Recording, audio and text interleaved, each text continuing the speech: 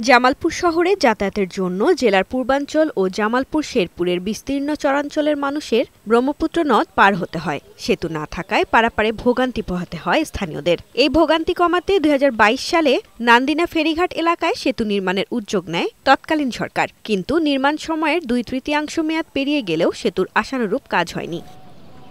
স্থানীয়রা জানিয়েছে, ২০২৫ সালের অক্টোবরে শেষ হওয়ার কথা থাকলেও এ পর্যন্ত সেতুর নির্মাণ কাজ হয়েছে আনুমানিক ৪০ ভাগ। এমনকি এখনও কোথাও কোথাও ভূমি অধিগ্রহণের কাজও বাকি। এছাড়া জুলাই গণঅভ্যুত্থানের পর ঠিকাদার পলাতক থাকায় কাজ এখন সম্পূর্ণ বন্ধ হয়ে গেছে।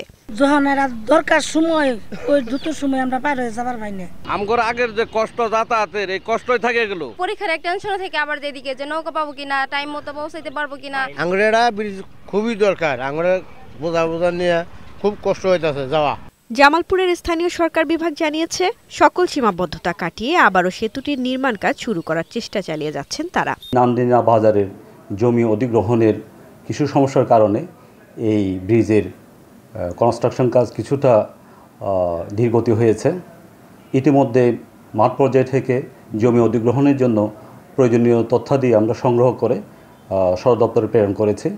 নির্ধারিত সময়ের মধ্যে সেতুটি ব্যবহারের উপযোগী হবে এমনটাই প্রত্যাশা সাধারণ মানুষের। প্রিয়ন্তি ইসলাম, বৈশাখী সংবাদ।